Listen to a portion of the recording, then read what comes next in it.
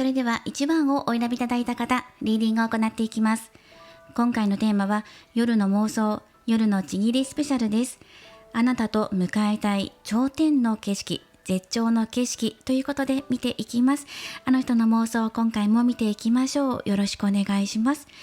こちらのオラクルカードにすでにあの人のあなたと迎えたい景色、そして好転アドバイス出しています。これからタロットであなたとお相手お二人のこれからの流れ見ていこうと思います。そしてこちらはお相手の妄想含まれます。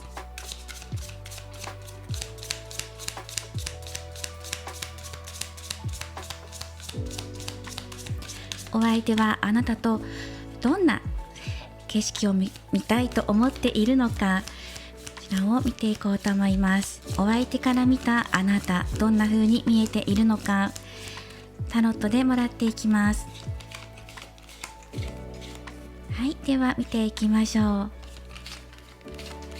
はい、ラバーズ出ています。素晴らしいですね。はい、お相手の方もね、ロマンチックですね。2人の未来、これから明るいものになっていくのかなってお相手の中で感じてくれています。はい、そしてもう少しね、もらっていきます。はい、お相手とても純粋なお気持ちで思ってくださっていますね。いろいろやりたいことがあるというふうに出てきています。では見ていきましょう。お相手から見たあなたってやっぱりすごく素敵、ドキドキするっていうのが入ってきていますね。これから2人で仲良くなっていきたいとか、仲を深めたい、これから2人の未来を期待しているっていうのが出てきています。まだ知り合ったばっかりっていう方もいるかもしれないですし、関係性が進み始めたんだよっていう方もいるかもしれません。すごく仲良くやってるよっていうお相手の目線で入ってきていますね。あなたを見るとドキドキするとか、胸が弾むっていうのが入ってきています。一緒にいて楽しい思いを共有できていたり、今コミュニケーション活発に行われているんじゃないかなって、仲いいなっていうのが伝わってきますね。お相手もあなたとこれから先のことを考えている、あなたもそうなんじゃないかなって思っていますね。すごく穏やかで仲良しで賑やかな感じがします。本心っていうところを見ていきましょう。お相手、あなたのことを、とても清らかな人っていう風に見ています。心の奥底で自分のことをしっかりと信じてくれてるんだろうなっていうことを確信しているし、またあなたに対して魅力っていうのも感じてるんです。心の魅力ですね。感情的なもの、外見だけではなくて中身にとても惹かれているよっていうのが出てきています。少しミステリアスだからこそ惹かれるっていうのもあるんですね。包まれたいとか、そうですね、導いてほしいとか、そういうことも思っているかもしれないです。そうですね、どちらかというとお相手の方が可愛らしいようなイメージが入ってきますね。しっかり者のあなた、そして社交的なんですね。あなたも多分ギャップっていうのも感じていると思うんです。お相手が、あなたは一見親しみやすくて誰とでも仲良くやってるし、みんなから愛されてるような、そんなね優しい人なんだけれども、心の中は実は抱えてるものがあるんじゃないかとか、それは自分だけに話してくれてるだろうとか、自分にしか見せてくれない顔があるんじゃないかっていう風に感じてるんです。だからこそ惹かれるとか、特別に感じてるっていうことも思ってくださっています。お相手の本心っていうのも、あなたのことをずっと真心で慕っていますよとか、そういうことが出てきてるんですね。純粋にあなたをいいなとか好きだなとかね、そういうことを考えていますっていうのが出てきています。ずっと長らくお付き合いされているとか、もう知り合ってから長い時間経ってますっていう方もいるかもしれない。初めて会った時からずっとあなたのことを前向きに、友好的にいいなっていう風に感じてる、または好きだなっていう風に思ってるよっていうのが伝わってきます。そしてお相手の妄想の中で、あなたとどんな流れで肌を重ねていきたいかなっていうところを見ていくと、お相手ね、少し悩んでるよっていうところが出てくるんです。悩んでるっていうのは、動くか動かないかとか、どんな風にお誘いしようかとかじゃなくて、多分今回はこのお相手の中でまず妄想が膨らんでしまうんだっていうのが出てくるかなと思うんです。現実的に今肌を重ねていないかもしれないし、仲良く肌を重ねているかもしれないんだけれども、お相手の今の課題点としてどうやって実現化していこうかな、自分の今妄想があるんですよ。こういうことをしてみたい、肌を重ねたいとか、肌を重ねたことある人は次に肌を重ねるときは、例えば自分からリードしてみたいなとか、あとはあなたの方からこんな風に誘ってきてくれたらドキドキするなとか、いろんな妄想をしていて、それをどう実行するかとかっていうことをね、今課題として考えている。次にどういうことしようかなとかね、次はどんな風にエスコートしてみようかなとかね、そういうことだと思います。そしてすみません、こちら課題点ではなくてお相手の動きです。こちらの方が2人の課題点っていうところで入ってるんですね。お相手のこれからの動きっていうのは、自分の妄想ね、夜の妄想をしていて、それをどう実現化させていこうかなとか、どんなエスコートの方法をとっていこうかなとか、アプローチ法をしていこうかなっていうところが、お相手が今これから動く動かないっていうところの分岐点のところに立っています。頭ではすごく妄想しているので、毎日毎晩あなたのことを思っていますよってことはすごく伝わってきます。さあ、これは果たして実現化するのかどうかっていうことに関しては、実現化しますっていうのが入っていますね。まだ肌を重ねたことないっていう人は、それが実現化する可能性が大です。そしてもうすでに仲良く肌を重ねているよっていう方は、この今お相手が考えていることね、次どういうふうにアプローチしようかなとか、あとこれからお伝えするんですが、あなたとどんな景色を迎えたいか、ここをどうやって実現化させようかなっていうことに対して、実際にその景色が見ることができるだろうっていうのがここに入ってきています。お相手の方が決めて動いていく、2人は始まっていく関係性のスタートかもしれませんね。お相手が決めたことによって物事が動いていく、関係性が深まっていく、より一層深まっていくっていうところですね。悩みから抜け出すとか、妄想が現実化するっていう風に読むといいんじゃないかなと思います。そして現時点でお相手があなたと自分の中の課題として考えていることに、ここです。カップの10番です。つまりはあなたと一晩または二晩でもね、ずっと肌を重ね合っていく上にあたって、お互い気持ちをどこまで共有できるかなとか、あなたを満たしてあげられるかな、自分は十分に満たされているし、同じぐらいあなたも満たしてあげたいっていう気持ちもある。2人でどこまで分かち合っていけるかな、共有していけるかなっていうところが一つ気がかりなところ、ポイントとして入ってるかな。でもすごく素晴らしいカードなので、ここは期待の方が大きいんじゃないかなと思うんです。その他のカードを見ていても、夢に胸弾ませてるとか、将来のこと期待してるよっていうのが十分に伝わってきて、ドキドキしてる、あなたに対してね、ドキドキしてるとか、恋人になりたいってことを思っている。なのでここは期待としてとってもいいんじゃないかなと思うんですね。心配してることというよりは、お相手があなたといつまでもこの気持ちを共有したいんだとか、肌を重ねたらこの喜びとか満たされた気持ち、あと体の解放感とか、そういうのを2人で共有し合いたいなっていう、そんな期待で胸いっぱいなんじゃないかなっていうふうに見ます。はい、ということで、お相手の妄想や期待、そして心配していることなどそれぞれ見ていったので、お相手がじゃあ実際どんな景色をあなたと迎えていきたいのかっていうのを、もうすでにこちらのオラクルカードを使って出していますので、ここから見ていこうと思います。はい、では見ていきましょう。まずスターマザーのカードが入っている。あなたに包まれたいとかね、甘えたいっていうのが一番入ってるかなっていうふうにも思います。はい、心を開く運命の人も入っています。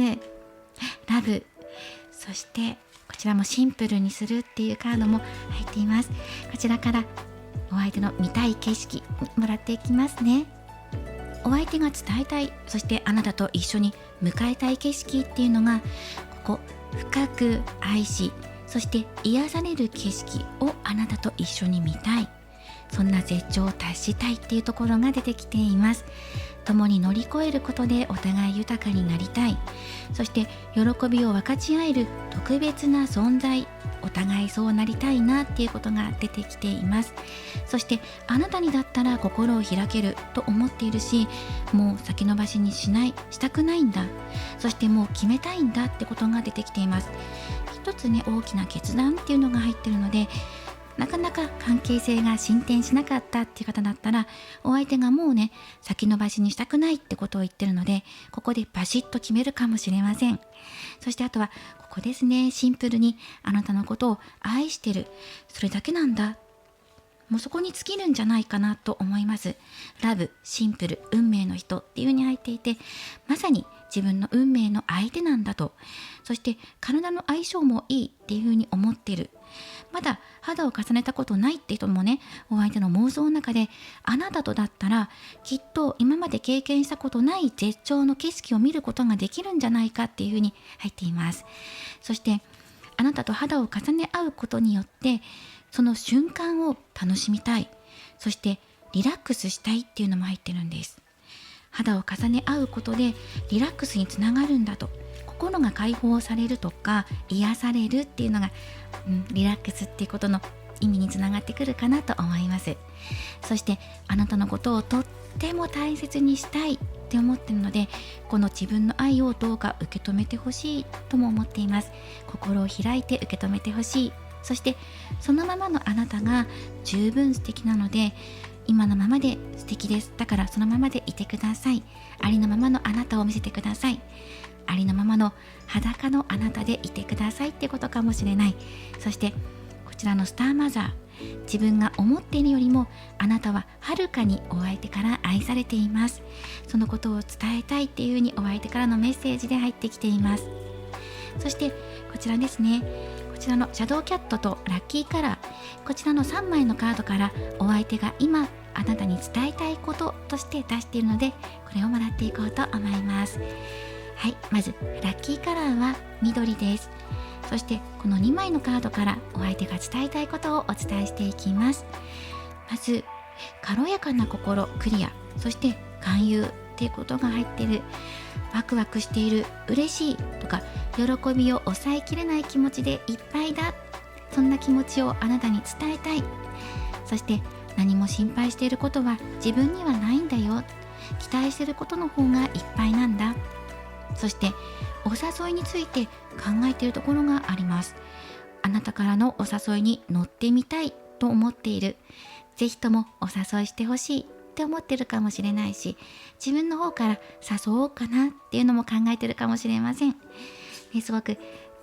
軽やかになる気持ちっていうのが入ってるので、心が癒されて軽くなるっていうのが入ってますね。プレッシャーから解放されるとか、あなたから深く愛されることで、愛を受け止めてもらうことで、深く愛し合うことでお互い癒される、そんな優しい景色を見たいんだっていうことが入ってきています。すごくね、ロマンチックで優しい景色ですよね。そしてこちらのラッキーカラー、緑からのメッセージをもらっていきます。この色は他の色に比べて波長が優しく、癒しの働きがあります。自然の緑のものを見ていると心が癒されたり落ち着かせてくれ、心の中に優しさを与えてくれます。また肉体的にも若々しく見せてくれる働きがあります。緑、心地いい雰囲気、癒しの空気とありますね。お互い一緒にいると癒されるとか、心地の良い空間っていうのが生まれるんじゃないかなと思うんです。波長が優しいっていうのも出ているので、一緒にいると穏やかな気持ちになれる。肌を重ねる時も穏やかなんじゃないかなと思うんですね。激しさというよりは、つながり合う、愛情を確認し合うとか、ぬくもりを感じ合うような、そんな温かい肌の重ね方っていうのがお相手の望んでいることなんじゃないかなとも思います。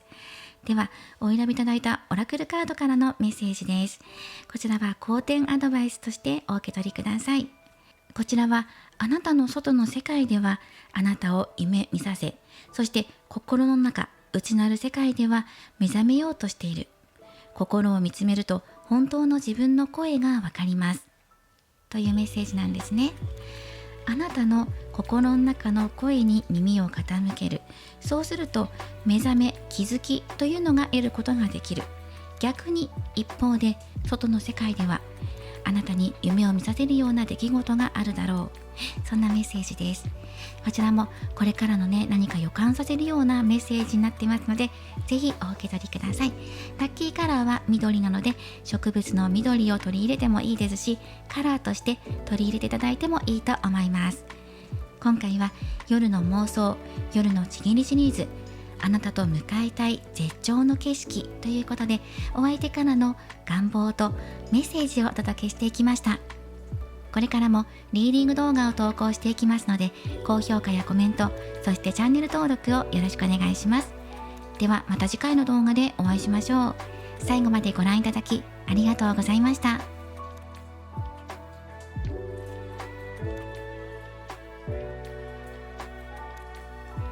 それでは2番をお選びいただいた方、リーディングを行っていきます。今回のテーマは夜の妄想、夜のちぎりスペシャルです。お相手があなたと迎えたい絶頂の景色についてお伝えしていきます。よろしくお願いします。そしてこちらにもう出しているオラクルカード、これがお相手があなたと迎えたい景色、そしてこちらのシャドウキャットのカード、こちらがラッキーカラーとお相手からのメッセージをここに出しています。そして今からタロットカードでお相手がどんな妄想をしているのか、何を望んでいるのかっていうのをもらっていきます。よろしくお願いします。お相手から見たあなたの様子、あなたの本心、どのように見えているのか、そしてお相手がどんな風に思っているのか、本音っていうところももらっていきます。そしてこれ今考えていることや、これからどう動いていこうかなって思っていることも出していきます。はい、ということでお相手目線なので、もしかしたらあなたの本心とは違う風に見えているかもしれません。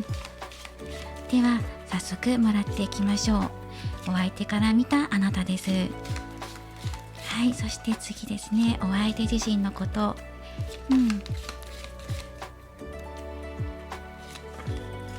まず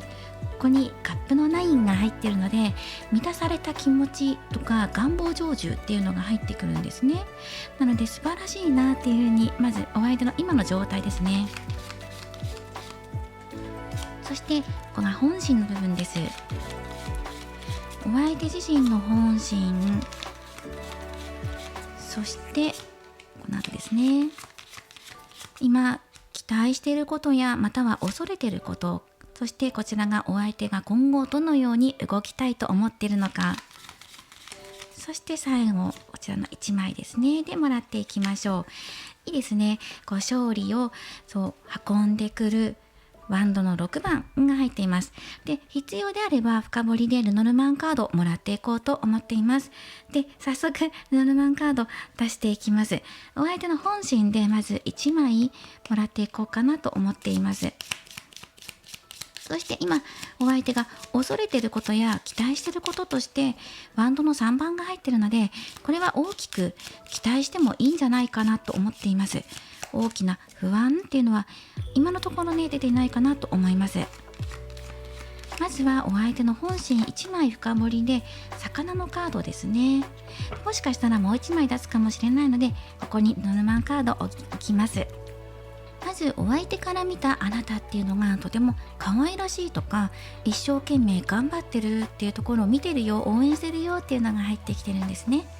あなたが頑張ってるからとか、あなたがこまめにお相手に気を使ってくれるからとか、あなたが優しくて真面目な方っていう風にお相手からの印象で入ってきています。そしてみずみずしい、清らかなっていうイメージも入ってきますね。優しくて、そしてお相手のお願い事とかを聞いたり、相談受けたりとか、話をよく聞いてくれたりとかしてるんじゃないかなって思います。2人の関係性を見ていても、そうですね、生活の中にもお互い入ってるよっていうのが入ってくるということは、職場が一緒だったりとか、生活圏内の中にいたり、よくまめに連絡を取り合うような仲なんじゃないかなとも思います。そしてお相手の方でもうすでに満たされた気持ちっていうのが入ってくるので、あなたのことを見ているだけで幸せとか、そうですね、今の関係性ですごく幸せっていうふうに思ってるかもしれない、満たされているっていうことですね。どうだろう、今の関係性で満たされてるってところもあるし、さらにこれから発展していきたいとか、仲を深めていきたい、プライベートの中になっていきたいんだとかね、そういうことも考えてると思います。今の現状も十分幸せなんだけど、その先に行きたいってことも出てるかなと思います。そしてお相手から見たあなたの本心、どんな風に見てるのかなっていう風に、お相手目線ですね、見てるんですけど、カップの8番が入っています。気持ちを切り替えてリセットして新しくなったあなたとか、そういうことを感じるんですね。なのでここちょっと1枚もらおうかなと思っています。心境の変化や環境の変化が最近あなたの中であったのかもしれないなというのは出てきていますね。中にはその距離が離れてしまったとか、そうですね、あなたの環境の変化なので引っ越しや転職があったとかっていうこともあるかもしれない。それに伴ってあなたの心がね、今変化があったんじゃないかっていうふうにお相手の中で見てるんですね。もう少し本心見ていきましょう。バードを表す鳥のカードなので、コミュニケーションですね。コミュニケーションにおいてあなたの中で考え方が変わったとか、やり方が変わった、じゃないかなっていうふうにお相手の方で見ています。例えばより一層親密になったとか、あなたの環境をリセットしたことによってスムーズに2人の関係性が流れるようになったとか、より連絡し合うようになったとかね、そういうことも入ってるかもしれない。あなたが気持ちが変わってくれたから、お相手が今の現状に満たされてるっていうようなカードが出てるのかもしれないですね。なんかリンク性を感じます。コミュニケーションの仕方が変わったとか増えたとかっていうポイントが入ってるんじゃないかなと思います。例えばですね、2人で話し合って大きな物事を決めた、旅行に行くとかデートに行くとかプランを立てたとか、あとは2人でやり取りする頻度が増えたとか、あなたの中でも心境の変化っていうのがあったんじゃないかなっていうふうにお相手が見ています。何かきっかけ、コミュニケーションがきっかけとなってあなたの気持ちもいい方に変わったんじゃないかなっていうふうに思っていたりとかっていう可能性がありますね。そしてお相手の本心なんです。今2人の間で調和、バランスが取れてるなって、コミュニケーションのバランスもうまく取れてるなって思っています。ですが今の現状をすごく満たされているんだけれども、やっぱりこれから先もっと豊かなものにしていきたいよねとか、2人で何でも言い合いたいよねとかね、そういう前向きな気持ちっていうのを持っています。まだ言えていない本心、本音っていうのがお相手の中にあるかもしれない。今の関係性も壊したくないなっていうのもあるからです。例えば今すごくうまくいっている、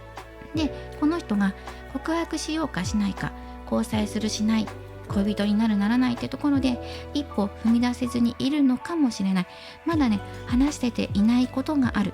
その話せていない本音っていうのは悪い知らせではなくていいものです。あなたにとってはいいものだけど、この人の中でどうしよう、もし告白し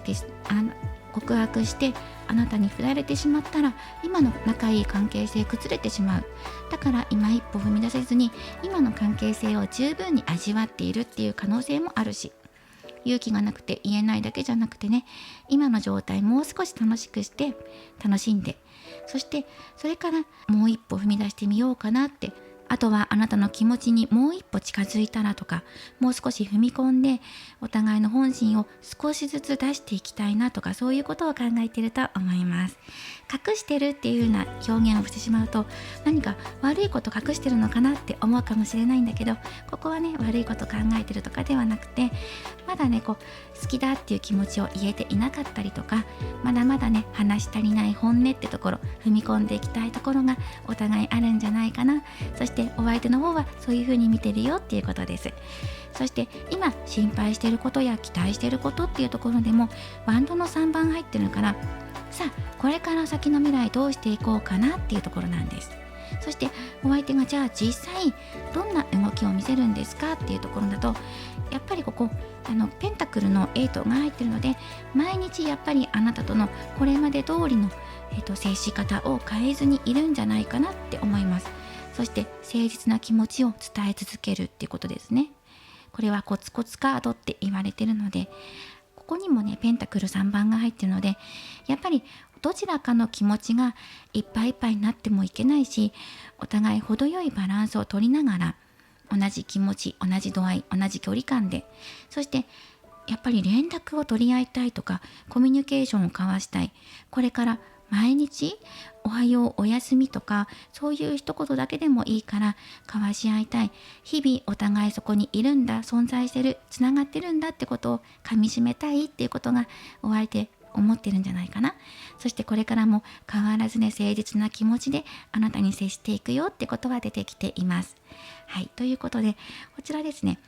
これからについてです。バンドの6番が入っているので、じゃあ2人が肌を重ね合うことこれからあるんですかって言ったら、もちろんありますよっていう風に出てきています。情熱的な夜を過ごすんじゃないかなとも思ってるし、お相手が今満たされてる気持ちや、そして今考えてること、本音ってところも見せていくし、感謝の気持ちを伝えるってこともそうだと思う。あなたがそれを受け取るんですよね。お相手からのお気持ち、誠実な態度かもしれないし、はっきりした言葉かもしれない。好きですとか、交際してくださいかもしれないし、デートのお誘いかもしれない。あなたがそれを受け取るんです。そして、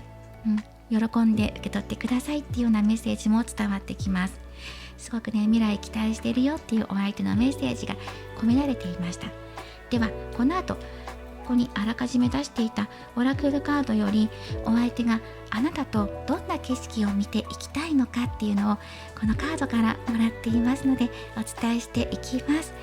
はい、見ていきましょう。この素晴らしいカードですね。花開くっていうバラの素晴らしいね、お花、綺麗な花ですよね。これが今花開くっていうカードも入っていますし、フロー、流れ、そしてレーシング入っています。そして感謝の気持ちね、もうこの感謝っていうのがやっぱり大きいかなっても思う。そして成長のカードも入ってきています。すごく色豊かなカードですね。鮮やか、綺麗っていうのがね伝わってきます。そして今ここから伝わってくるのが、深い癒しのエネルギーが流れ、そしてお互い満たされた、そんな景色を見たいんだっていうお相手の気持ちが入ってきていますね。あとお祝いっていうのも入ってきています。祝いたい、感謝し、この瞬間をお互い祝い合うような、そんな景色にしたいっていうのがあるので、2人が肌を重ねる時にお祝いのタイミングかもしれない。お誕生日だったりとか、デートでお酒を飲んで乾杯したりとか、何かお祝いの席とかね、そういう瞬間が2人が肌を重ねるタイミングにつながっていくかもしれません。はい、そしてお相手が見たい景色、詳しくお伝えしていきます。まず、結ばれたことに感動している。それは奇跡に近いものだと思っていた。すごく幸せな気持ちで満たされている。このままずっとつながり続けたい。そんな景色をあなたと感じ合いたい。お互いに成長し合い、癒し合い、共に変化して生きていきたい。そんな景色ですね。これからもずっとつながり続けたい。体を重ね合いたい。体だけじゃなくて生き方そのものもお互い寄り添うようにしていきたいんだっていうことですね。そして勇気を出して踏み出したから手に入れた喜びがあるんだっていうこともお相手があなたに伝えたいっていうのが出てきています。あとはお互いの名前、下の名前かなで呼び合いたいなっていうことも願望として入っていますし、大切だっていうことを伝え合いたいんです。あなたもお相手のことを大切だっていうふうにあなたからも聞きたいし、自分からも伝えたい。大切にし合ってるんだってこと。そして偶然ではなくて意味のあることだったんだ。2人が出会ったことや肌を重ねることっていうのは偶然じゃないんだよっていうこともお相手は伝えたい。辛いことがあっても乗り越えて一緒にね手を取り合えたからこそ花開く何かがあったんじゃないか。花開くというのは肌を重ねることにつながったんじゃないかなっていうことですね。なんかお二人の中で辛いことをお互い経験したって方もいるかもしれないですね。そこで一旦リセット、環境の変化や気持ちの変化があって、それから結ばれるってことが入ってるかもしれません。そうですね。だからこそ感謝の気持ちや乗り越えてよかったねっていうお祝いの気持ちが溢れているのかもしれないですね。すごく素晴らしい。あとはプレゼントっていうのも入ってくるんです。お相手の方から何かをあなたにお渡ししたいっていうのがある。気持ちだけじゃなくて、形としてまたは言葉として何かを伝えたいとか送りたい何かがあるんじゃないかなとも思います。そしてこちらシャドウキャットのカード、そしてカラーカードからもらってるのがラッキーカラーとお相手が今伝えたいメッセージです。お相手の見たい景色、あなたと感じたい景色っていうのは、お祝いしたいとか深い癒しのエネルギーがお互いに流れて気持ちが満たされる、そんな景色を、そんな絶頂をあなたと迎えたいんだっていうことですね。はい、ではこちらのカードです。もらう喜び、ギフト、あと仲良し、そしてダークグレーっていうのが入っています。忍耐強く控えめ、忍耐っていうのが入ってくるので、やはり今まで我慢してきたことっていうのが過去にねあったのかなと思います。お二人の関係性において、または今現在も耐えている現状が変わるようになんとかなんないかなっていうふうに考えているよっていう方もいると思います。忍耐っていうのが入ってますね。そしてあとこちらですね、一気に喜びがやってくることがこれから訪れる。必要なものも運命が全て与えてくれるんだ。そして素晴らしい愛や喜びを受け取ってほしい。また自分も受け取りたい。もらう喜びですね。あなたからたくさんの愛情を注いでほしいっていうのも伝えたいのかもしれない。そしてここですね、ワンちゃんと猫ちゃんがいます。この犬と猫っていうのは見た目全然違いますよね。なのでこの外見的なこと、外側のこと、違いがある。例えば立場だったりとか年齢とか、あとは見た目の違いですね。それら何かの差ですね。差があっても諦めずにお互い惹かれ合って手を差し伸べてきたから、こうやって寄り添えることができたんだってことを一番に伝えたい。そしてあなたと一緒にいると安らかな気持ちになれる。つまり安心できるとか癒される、満たされるっていうことですよね。そばに寄り添いたい。外は寒い冬かもしれないけど、暖炉の下であなたとぬくもりを感じ合いたい。そんな風にも伝わってきます。で、こちらはパッと華やかなカードですよね。パッと開かれた喜びとか愛情とか、それらをもらいたい。そんな喜びをもらいたいんだっていう気持ちと、安らかに眠りたいっていう気持ち、2つの感情がお相手今あなたに伝えたいよってことが出てきていました。そしてラッキーカラーはダークグレーです。濃い灰色をラッキーカラーとして取り入れてください。あとはこちらのダークグレーからメッセージをもらっていきます。このダークグレーは苛立ちやストレスなどを和らげる効果がある色です。対人関係や仕事のイライラなどでストレスを感じるときにはこの色を周りに置いてください。忍耐強さや疲れた心を癒すためにはダークグレーが重要と言えるでしょう。あなたの方で今イライラや我慢していることが募っているのかもしれない。今リセットをかけるために、または忍耐強く取り組んでいくために力添えしてくれる色としてダークグレーを取り入れてください。今流れに乗っていく時です。自然な流れで環境や心境の変化っていうのがあなたの方に訪れます。それとともにお相手との関係性も自然体のまま流れていきます。良い方向に流れていくと思いますので、今ピンとくるメッセージをぜひお受け取りください。そしてお相手からのメッセージもすごく温かくて嬉しい内容でしたね。はい、こちらもお受け取りください。では好転アドバイスとしてお選びいただいたオラクルカードからメッセージをもらっていきます。まず目を閉じましょう。さあ今目を閉じてみてください。そして今この瞬間にあなたは恋をしています。お相手に恋をしています。そして息を吸うように感覚を楽しんでください。この瞬間を味わってください。純粋なあなただからこそ呼吸をするかのようにこの恋愛を楽しむことができるのです。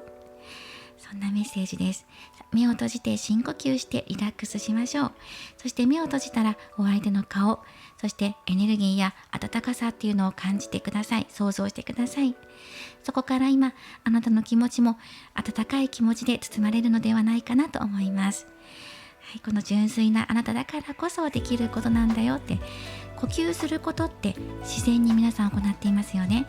その呼吸することと同じようにあなたは人を愛すことができて、そして逆に愛すことを受け入れることができるんです。この愛し愛される関係性を自然に受け入れることができるんですね。そこに自信を持ってくださいっていうメッセージです。今回は夜のちぎり夜の妄想スペシャル、お相手があなたと向かいたい絶頂の景色についてお伝えしていきました。これからもリーディング動画を投稿していきますので、高評価やコメント、そしてチャンネル登録をよろしくお願いします。ではまた次回の動画でお会いしましょう。最後までご覧いただきありがとうございました。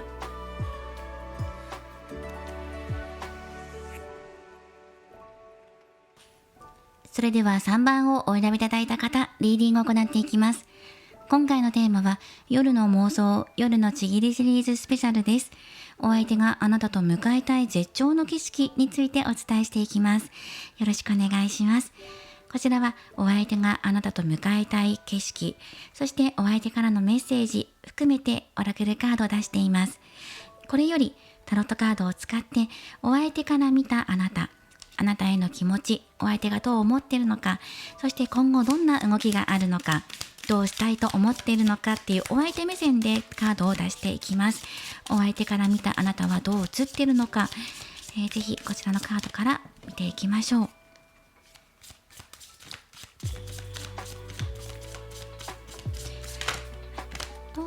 1回めくれていったので、これをこのままもらっていきます。これペンタクルクイーンのカードです。そして失礼しました、こちらですね、お相手ですね。こちらがお相手から見たあなた、そしてこちらがお相手です。すごく波長が合うんじゃないかな、相性がいいなっていうふうに思っていたりとかしてると思います。今お相手から見たあなたも、そしてお相手自身の状態っていうのもすごく素晴らしいものなんじゃないかなと思っています。はい、もちろんね、恋愛対象としてあなたのことを見ていますし、今そのあなたからいただいている愛情とか、話しかけられたこととか、あなたにかけてもらった言葉のことをよく噛みしめて実感して嬉しいなっていうふうに思っていると思いますね。そして肌を重ねたい、それはもう出てきています。あとはもうすでに肌を重ねている方もいるんじゃないかなっていうふうにこれを見ると思いますね。あなたから包まれる愛とか、もらっているものたくさんあるよっていうふうに伝わってきます。そして必要であればルノルマンカードも使ってこちら深掘りしていこうかなと思っています。まずそうですね、今の2人の関係性っていうのはすごくいいので、あとは関係値ですね。お相手があなたのことに対してどう思っているのかっていうのもすごくいいものだし、あなたからかけてもらっている愛情っていうのもすごくいいんだけれども、あなたの本心っていうところに対してここペンタクル5番が出てるんですよね。あなたは困ってることあるんじゃないかって、実は心の奥底でまだあなたが言えていなくて、お相手が表向きはお相手は知らないってことになってるんだけど、何かあるんじゃないかってことを気がついてるよっていうふうに見えています。困ってることがあるんじゃないかとか、これはペンタクル5番っていうのは目に見える形での喪失感だったりとか、足りないものとか厳しいものとか、そういうことを表してるんですね。厳しさ、とか不調ですね。好調ではなくて不調、体の不調だったりとか、あなたがコンプレックスに感じていることかもしれない。今回のテーマが夜の妄想っていうことで、肌を重ね合うことについて見てるので、そのことであなたの本心では、まだ足りないと思っていることがあるとか、それはお相手に対して不満に思っていることじゃなくて、自分自身に対してちょっと状況的に厳しいなとか、お相手に会いづらいなとかね、肌を重ねたい、愛したい、愛してる、そんな気持ちは変わらないんだけど、環境が厳しいっていうカードなんです、これは。なので今あなたの環境がどうかなっていうところ、それはお相手になかなか言えないようなことを抱えてるんじゃないかなって思います。でもお相手はどことなくそれを感じ取ってるよっていうことも出てるんですね。だから2人の関係値っていうところで、カップの7番であやふやなものっていうのが出てるんです。かなりこの現実的に目に見える形にしていきたいとか、お相手は関係を深めたいとかね、ちゃんとこう出てるんですよ。だけど今宙ぶらりんというか、どんな説明をしたらいいのでしょうか。気持ちはしっかりとあるんだけど正式に交際していないとか、形に現れていないどこか、そうまだね一本に絞られていないような、そんな関係値っていうのが出てくるんです。本来だったらお互いはっきりと決めたいタイプなんです。お互い努力して掴み取りたい、近道してとかではなくて遠回りしてもいいから確実に2人が安全に愛を育める場所を作りたいとか、そういうことをお互い思っているんだけど、今のその関係値を見てると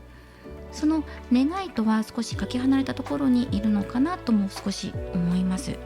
ただここねカップの2番が入ってるんです。心のつながりやパートナーシップ、愛情を表します。これはお相手が今心配していること、もしくは期待に感じていることなんです。これは両方入ってくるかもしれない。あなたと結ばれたい、パートナーシップ築きたい、愛し合いたい、あなたしかいないっていうふうにお互いそう思いたいってことです。だけども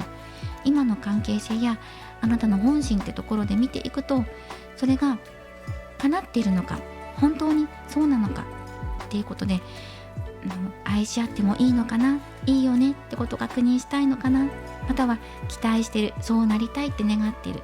ていうことですね。ポイントとしては2人が同じ気持ちで真正面から向かい合って本音で話し合って気持ちを通い合わせているのかどうかっていうのがポイントです。そうしたいと思ってるし、そうだよねって確認もしたい。少し心配してるんです。そう思ってるのは自分だけなんじゃないかとか、あなたと一緒じゃないと意味がないんだっていうふうに思ってるんですね。だから今の2人の関係をもっとはっきりしたものにしたい、一本の道を定めていきたいっていうふうに思ってる。迷いがあるんだったらそれ、不安や迷いを取り除いてはっきりとクリアにしていきたいっていうことかもしれないので、ちょっとここはノルマンカードを使ってお相手はあなたと話をしたいって思っています。なので抱え込まないでとかなのかなと思うんですよね。あなたの環境が今どうかなっていうところで気遣っているところがあると思います。1枚もらいます。1枚太陽のカードです。もしこれね、ノーテーマどこのカードにも属さなくて全体で1枚出したので、どんなことがあっても照らしていく、解決させたいとか元気づけたいとか、そういうお相手の気持ち成功させたいってことです。困難があってもそこから抜け出すように自分は力添えしたい、協力したいと思ってるし、寄り添いたいとも思ってる。そしてやっぱりね、ここねどうしてもね2番っていうカードがここに出てきてるので、これからのお相手のどんな動きを見せるのかっていうことに関しても、あなたじゃなきゃダメなんだとか、あなたと寄り添って並んでいきたい、歩んでいきたいんだっていうことです。そのために努力は惜しまないし、あなたに届けたいエネルギーもある。今あなたがもし落ち込んでいるんだったらどうかな、この人ははっきりと言葉にして言うかもしれない。すごく誠実で真面目な方なんです、この人が。だから本当に心配してると思うし、何かあなたが言えないことがあるのであれば気にしているし、あなたと一緒に話し合いながら乗り越えていきたいってことが出てきてる。でこれからどんな風に流れていくのかっていうところもここです。こちらもソードのクイーンのカードなので、やっぱりコミュニケーションを重ねて2人で決めていきたいよねとか、明るい未来を決断したい。今はっきりしていない関係値、これをはっきり明るみに出したい。明るい関係性にしたい。信じ合いたい。2人の縁、これを信頼し合いたい。もうこれはもう確約したいってことが出てるので、お相手の中でもね、大丈夫だよね、信じ合ってる存在だよね、お互いの信頼関係ってしっかり出来上がってるよねっていう疑問形に関してははっきりとイエスっていうふうに言いたいし、思いたいし、確証が欲しいし、あとはつながり合いたいっていう期待は、それは現実化させていきたいっていうことですね。まだこの願い、2人がパートナーシップとしてまだ関係値としてははっきりしたものが出来上がっていないのかなとは思います。お相手はそれを望んでいるので、もし困ったことあったら話してほしいなとも思ってると思います。これからなんですけど、お相手動きとしては優しい動きを出してくれるんじゃないかなと思うんです。話があったら聞くよってさりげなく言ってくるとか、さりげなく手助けをしてくれたりとか、環境を整える協力をしてくれたりとかしてくれると思うんです。あとはあなたがどこまで心を開いて伝えられるか、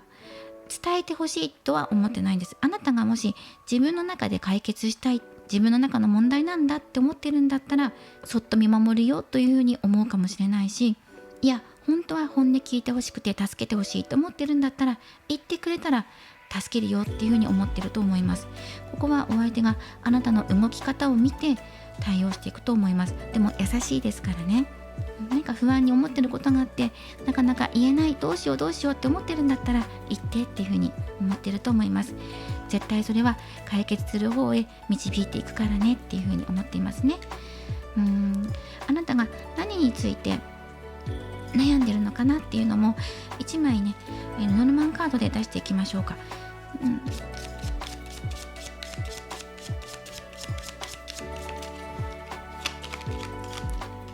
はい、こちらのカードからあなたのお悩み1枚っていうことで11番無知のカードですね。対立なんです。無知のカードっていうのは対立、不安なことで言えば対立かな。あとは本音を言わないとか、自分のコンプレックスなことに対して自信が欲しいっていうこともそうかもしれないし、物事をはっきりさせるとか決着をつけるとか、そういうことなんですよね。そこですね。そこに対してあなたが少し悩んでいるポイント、今そうですね、あなたが厳しいと思っているところどこですかっていうと、対立のカードが出てくるので、周りとの対立において葛藤していたりとか、人間関係のことで悩んでいたりとかするのかもしれないですね。お相手と一緒になるためには肌を重ね合ってパートナーシップ、本当のパートナーシップを結んでいくためにはっていうことで悩んでいることがあるのかもしれないっていうのは出てます。それはお相手も感じ取ってるよってことはね、伝わってきますね。ではここから先、お相手があなたと肌を重ねるときに迎えたい、一緒に見たい景色っていうのはどんな景色なのかっていうのを、こちら6枚のオラクルカードを使って見ていきます。では見ていきましょう。まずいいですね。ここから伝わってくるのは、お相手あなたと心が通じ合う本当の愛の景色、あとハピネスのカードと、いいですね、恵みの雨、結婚と贈り物、そうか、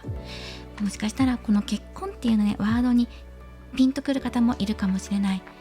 結婚を予感させますね。結婚の前兆、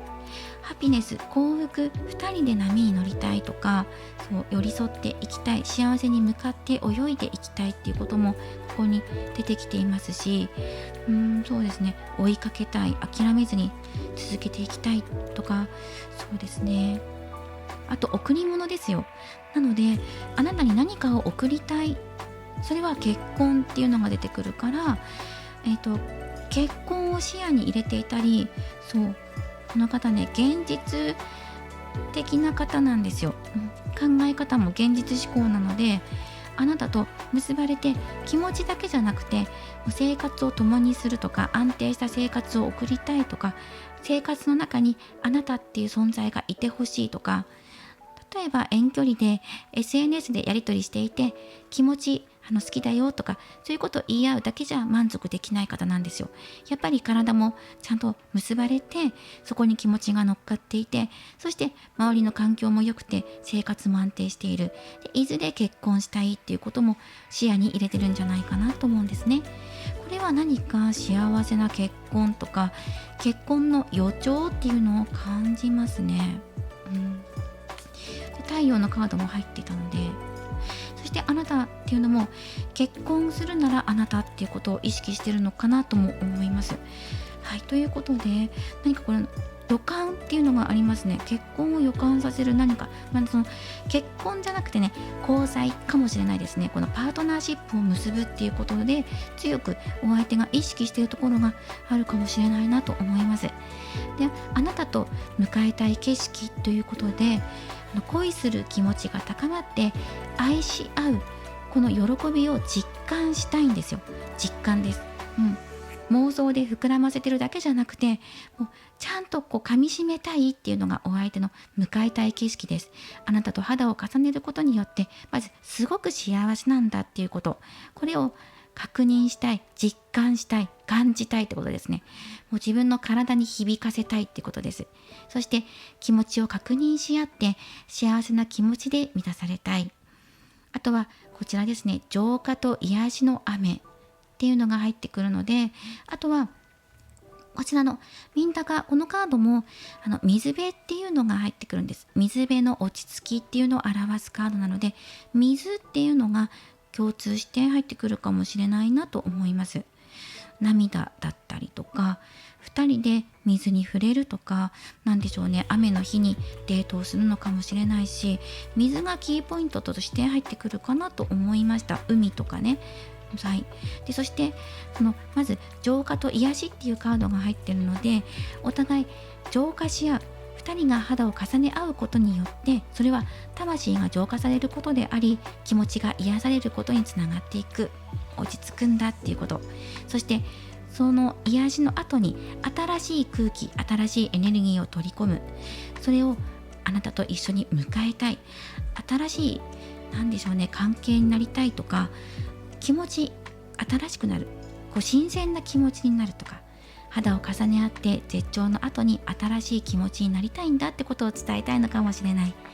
まさに愛を誓い合う結婚とか前向きな変化っていうことで、ポジティブな変化をこれからお相手がね持ってくるのかな、あなたのところに明るい成功を持っていきたいっていうことを強く言いたいのかなと思います。愛を込めて大切に育みたいんだ。そして太陽の輝きっていうのもこのカードに込められているので、太陽ね、成功させたいことがある、明るくしたいことがある、今以上に成功をつかみ取りたいものがある、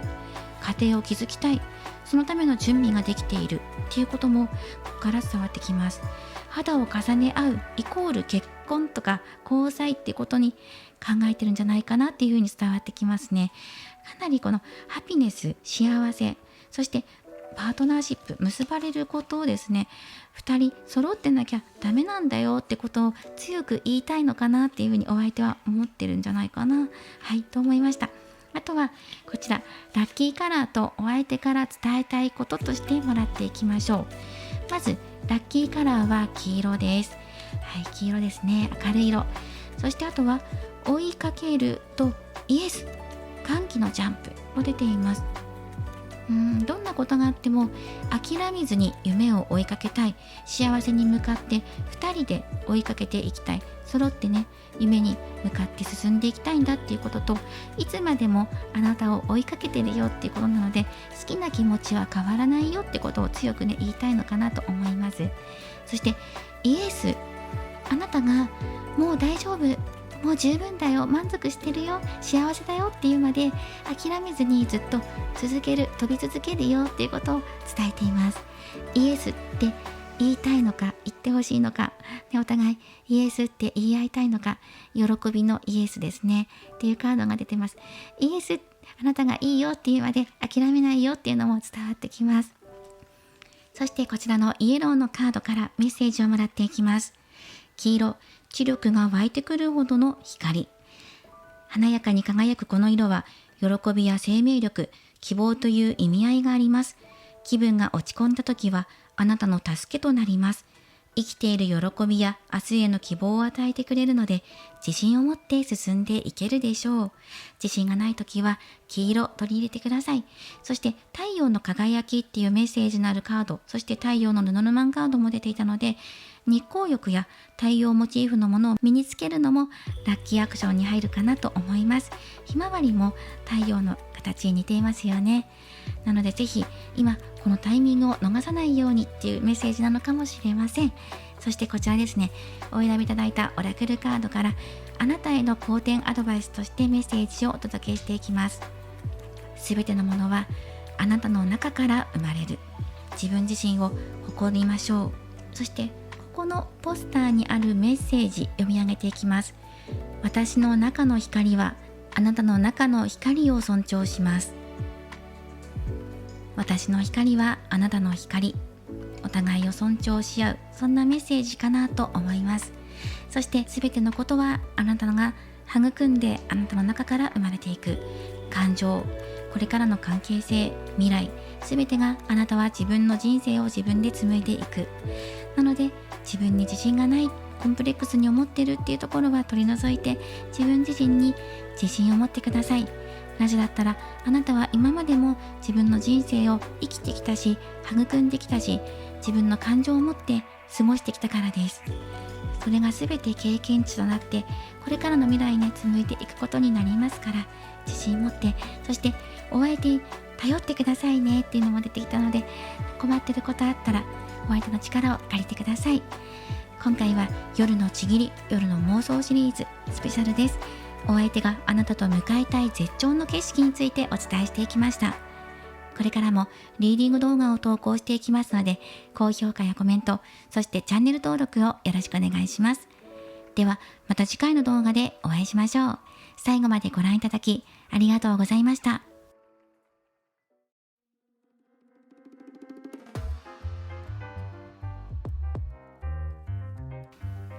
今回のリーディングは以上となります。夜の妄想、夜のちぎりシリーズスペシャルです。お相手があなたと向かいたい絶頂の景色ということで、お相手がどんなことを望んでいるのか、あなたとどんな景色を見たいと思っているのか、どんなことを感じたいのかっていうのをカードを通してメッセージをお伝えしていきました。はい、そして、私事なんですが、現在風邪をひいておりまして、声が聞き取りづらいかもしれません。ちょっとガラガラしてるかなとも思うんですが、ご了承ください。しばらく風邪長引かせているので、完治するまで時間かかるかもしれなくて、しばらくはこの声質といいますか、ガラガラ声で続けるかもしれないんですが、気持ちはすごく元気です。発熱もしていないので、ただ声が枯れているだけなので安心してください。お気遣いなく、ただお聞きづらくて申し訳ありませんということだけお伝えしたかったです。はい、ということで、では続けていきましょう。今回プチ3択占いを行っていきます。今回はこのルノルマンカードからラッキーナンバーをもらっていこうと思います。そして今お相手に話しかけるとしたら、どんなことを取り入れて話しかけていけばいいのかなっていうトークテーマもらっていこうと思います。はい、こちら左真ん中右、お好きなもの直感で1枚お選びください。ぜひこのプチ3択占いアフタートーク、何をお選びいただいたのかコメントいただけると嬉しいです。そしてコメントくださる方々、いつも本当にありがとうございます。コメントや高評価、そして共有シェアなど大変こちら励みになっていますので、本当にありがとうございます。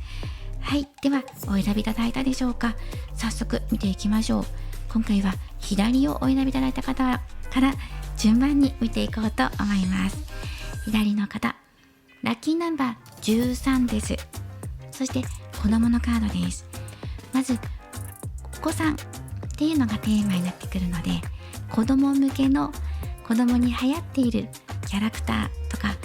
アニメだったりとかテーマがいいのかもしれないですね。あとは幅広い年齢の方に今流行っているものとかを話題に出してみるとかですね。あとお子さんが行けそうな場所、水族館だったり動物園だったり、そういう場所にデートのお誘いするのもいいかもしれない。そして新しい始まりっていうのも表しているので、新しく何かを始めることについてトークしてみるのもいいかもしれないですね。このカードです。では次、真ん中をお選びいただいた方です。真ん中の方、14がラッキーナンバーです。そして狐のカードですね。狐、これは頭脳戦かなと思います。はい。こう謎々とか頭を使って謎解きをするとか、推理小説だったりとか、または映画だったりとか、そういうのをテーマにしてもいいかもしれないですね。賢さを表します。はい。テストやあとお仕事の成績とか、そういうのもテーマにしてもいいかもしれないですね。あとはファッションとかもいいかもしれないです。そして次、右をお選びいただいた方です。はい、11番です。無知のカードですね。まずはっきりと本音でぶつかり合うことです。本音でぶつかり合うことに恐れを感じることはありません。そうしましょうっていう風に出てるので、これがラッキーアクション、トークテーマとして入ってるので、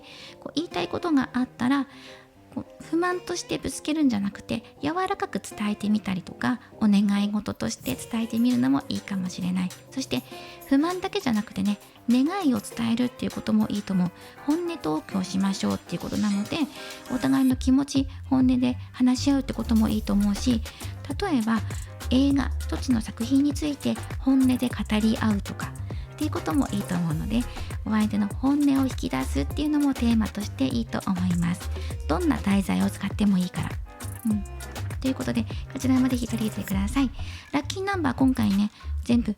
10番台ですね。13、14、11と出てきていました。ぜひ参考にしてください。では今回も最後までご視聴いただきありがとうございました。また次回の動画でお会いしましょう。ちらでした。